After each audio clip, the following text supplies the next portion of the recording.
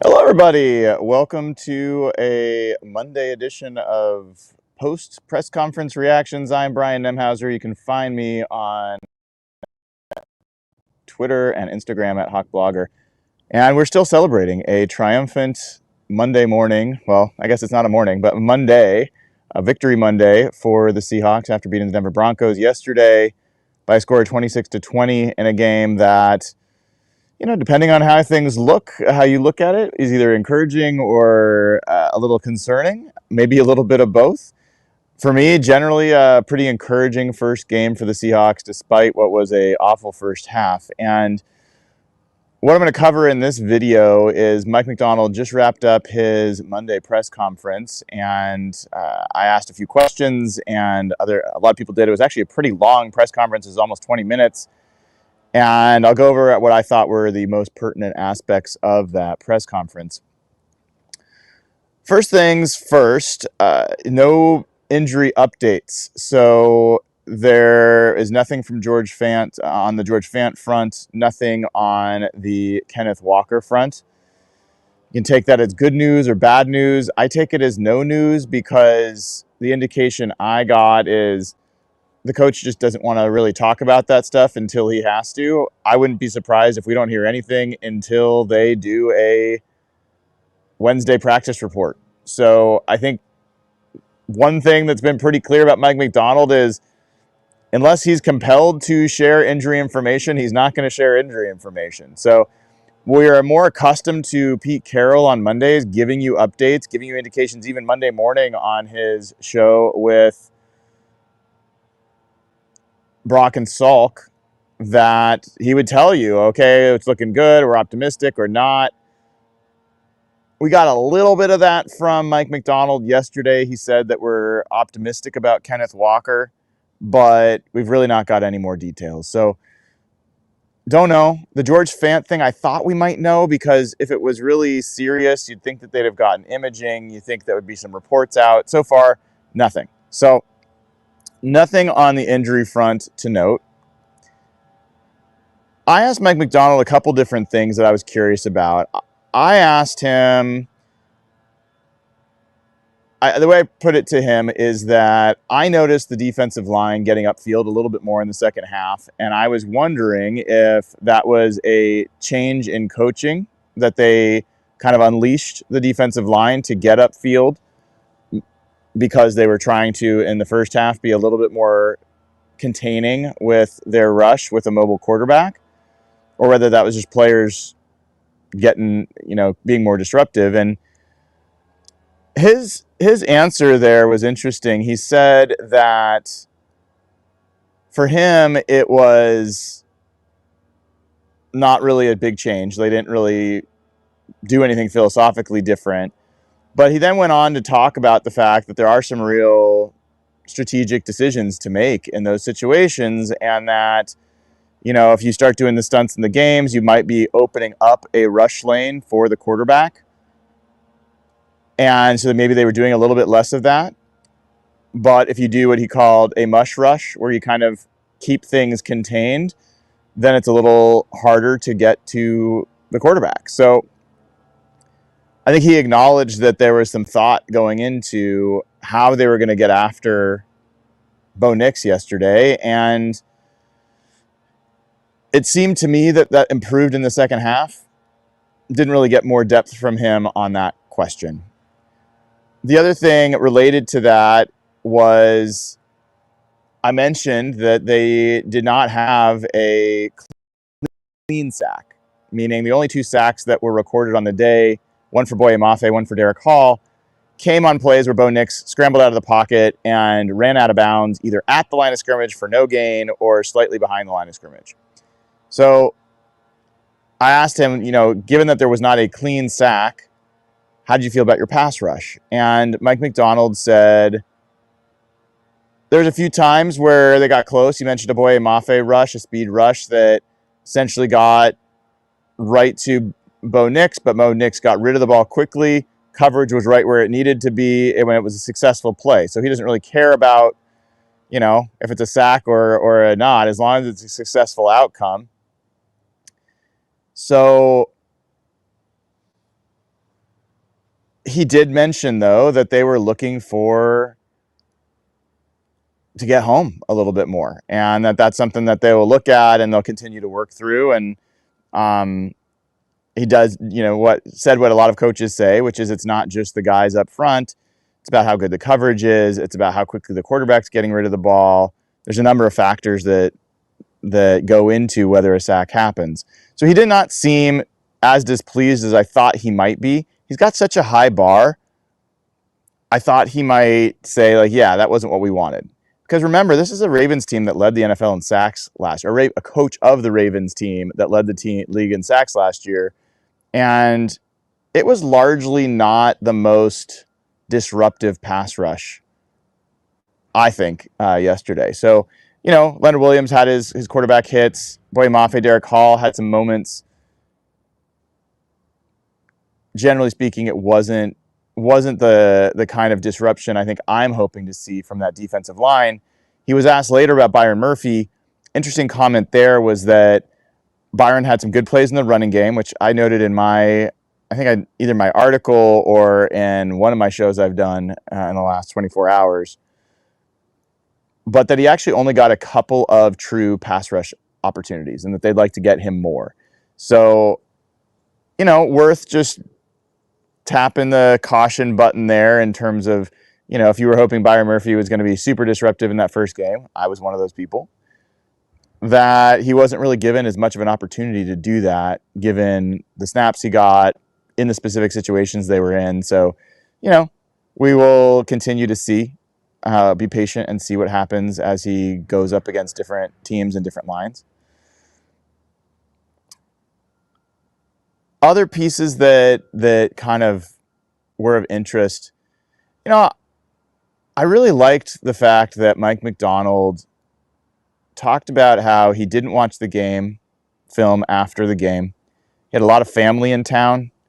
He celebrated with them. He spent time with them. He kind of decompressed. And then he watched the game film in the morning. Maybe I like that because it's exactly what I would do, but I think there's something very grounded about that approach. He's made jokes about him being anxious or nervous and just kind of a type A kind of guy.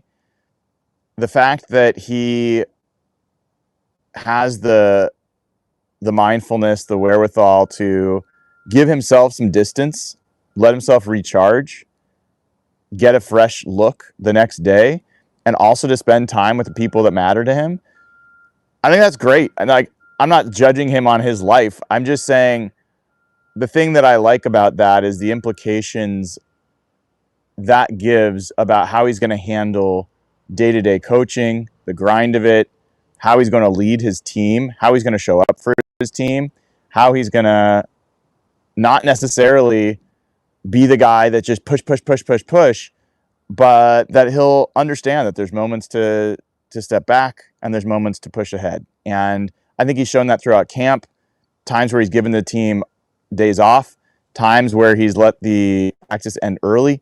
And this is a guy that he's not afraid to say things are not to the level he wants them to be and push hard. So that is that's another piece there. I'm seeing these comments in chat. People want to know about my TV situation. So if you didn't tune in this morning, my youngest son, Nate, who is autistic, was watching some show yesterday that really made him angry. And so he threw a pillow at the TV and the TV broke. So I had to go out and get a new TV. I got pretty much the same brand. I think it's an LG. I don't know exactly what version it is, but it is set up. It is ready. And I'm going to be watching the 49ers lose later tonight. I might create a chat for that if people are interested, because I'm going to be so into that game. I hope the Jets just roll the 49ers. That'd be so fun. If the 49ers roll the Jets, that will also be okay, because I really don't like Aaron Rodgers. And it would be nice to feel like maybe the Jets aren't that good since the Seahawks are going to be playing them later. But either way, I'm going to look forward to watching that game. So maybe I will create a chat for that. But getting back to the Mike Macdonald press conference, other pieces there.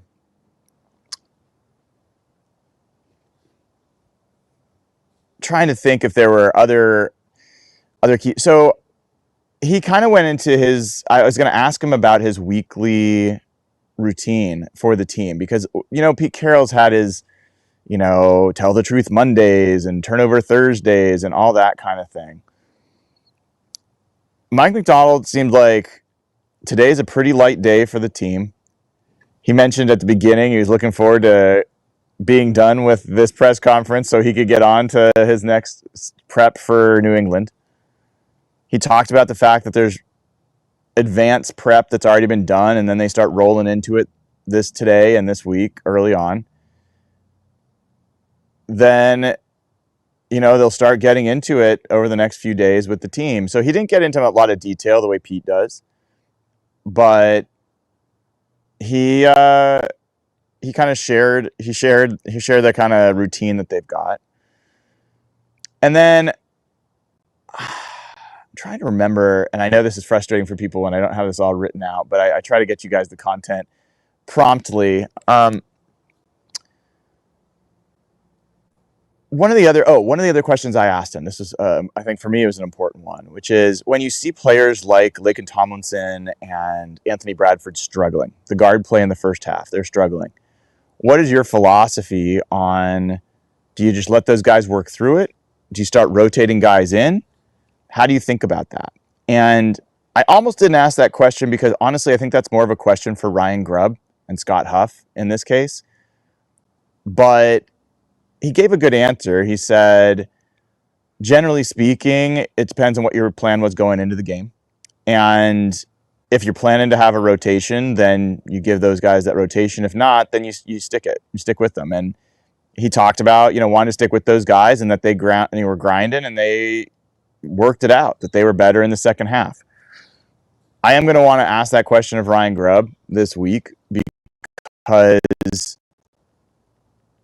it feels to me like it would make sense for them to at least consider getting Christian Haynes a series at some point, just to start getting his feet wet and to start giving them more information about how these different guards look in this offense and how they play.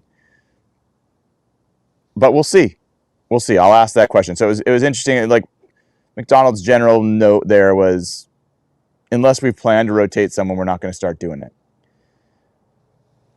Another thing I asked, he made mention in his show with Brock and Salk this morning that they have codes for kind of how aggressive they want to be and in what situation. So they got to their 4-minute offense situation. They had the ball, trying to obviously run out the clock. And he determines, I asked him, like, is it a situation where you tell Ryan Grubb, here's the code, here's how aggressive I want you to be?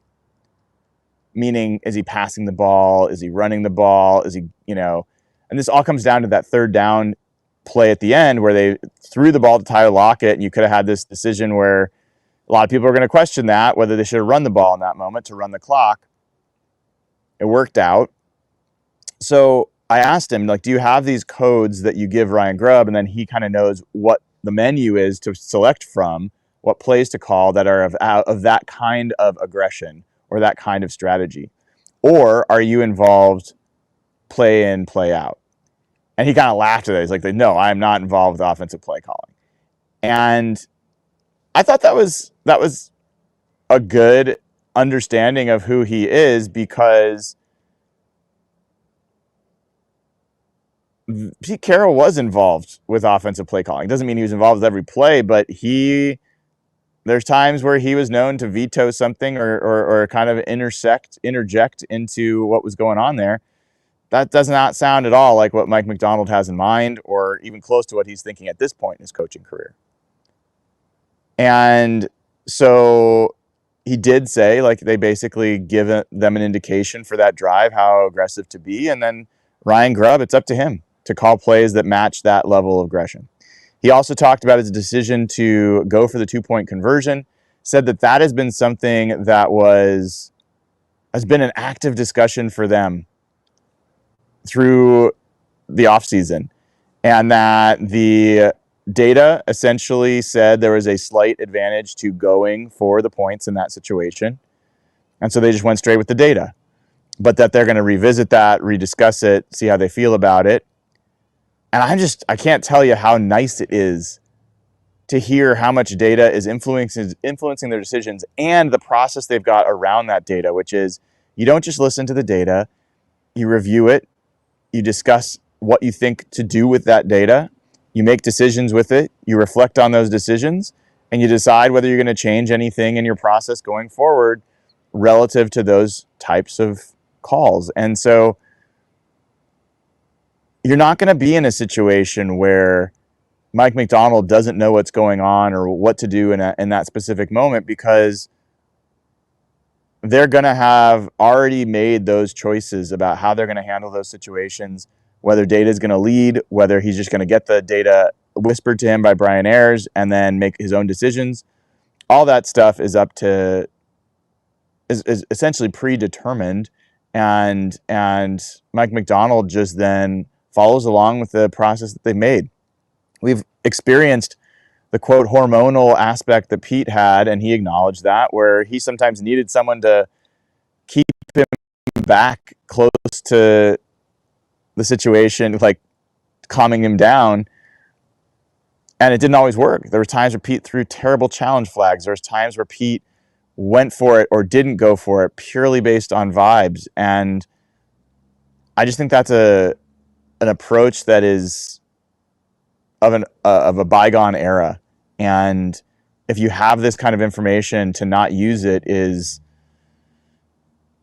missing an edge. And that's just not how he is going to approach these things. I think he made an interesting note when asked about Kenneth Walker, that he's faced him before. And I think I forgot to think about that. I'm guessing Kenneth Walker was at Michigan State when he was the DC at Michigan. He mentioned that he scored 5 touchdowns. I don't know if it was in one game, but that was kind of interesting to hear. And other than that, there wasn't. I don't think there was a ton of other things that were really of note in this press conference outside of the things that I've already mentioned. Just taking a quick second to think back on any other pieces there. I can tell you one thing. He is... Yes, I know I saw the comment from Nate Schutz that he faced him last season, but he didn't score 5 touchdowns on him last season. So I know that's not what he's referring to. All these questions about, how did you feel about the team responding to adversity? How did you feel about your first win? I don't know when people are going to kind of realize that that's just not how he's wired. He's not going to be like, he'll give you the stock answer of like, it's great, believe in these guys, they came through. For him, it is just on to the next. Like next play, next series, next quarter, next game. And while he's happy that it was a win, he's certainly happy it's a win. He's not sitting there like doing some deep Zen reflection on it. And he's not sitting there thinking about, man, I'm so proud of, how these guys did this specific thing. I mean, he has some of that for sure, but that moment's passed for him.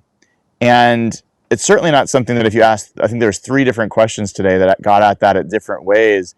And I could sense that he was getting a little bit impatient with like, I don't want to say the same thing over and over again, but like, yeah, it was great. Glad that they responded. And now we're moving on. So just generally, like, this is the same guy, even keel, every single time we talk to him.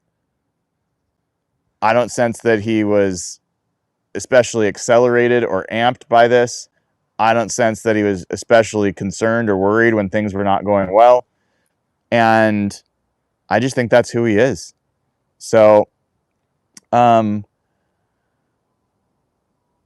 that is, I think, all the pieces that I wanted to share about the press conference today. Hopefully that was of some interest to all of you. Otherwise, if you haven't already, give the show a like and click subscribe. Appreciate all of you, all the support you've given. We are fast forwarding all the way in subscribers. We're well over 12,000 now. And I think if we're not already there, we're closing in on 1,000 YouTube members. So would love to get more of you on YouTube or on patreon.com/hawkblogger. All of that would be appreciated. And thanks to Pagliacci Pizza. It's a Pagliacci Pizza Monday here at Hawkblogger. So check out hawkblogger.com for my morning after article where I go deep on all of this. There's also links in there to sign up for Pagliacci Pizza deals that are only for people that are tuning into this show. So head over there. It's great pizza. Had it last night. Probably have a little bit more tonight. We'll see. But appreciate all their support. All right, everybody. Thank you for tuning in. I am Brian Emhauser. You can find me at Hawkblogger on Instagram and Twitter. This has been another episode of Instant Reactions to Monday Press Conferences. Take care.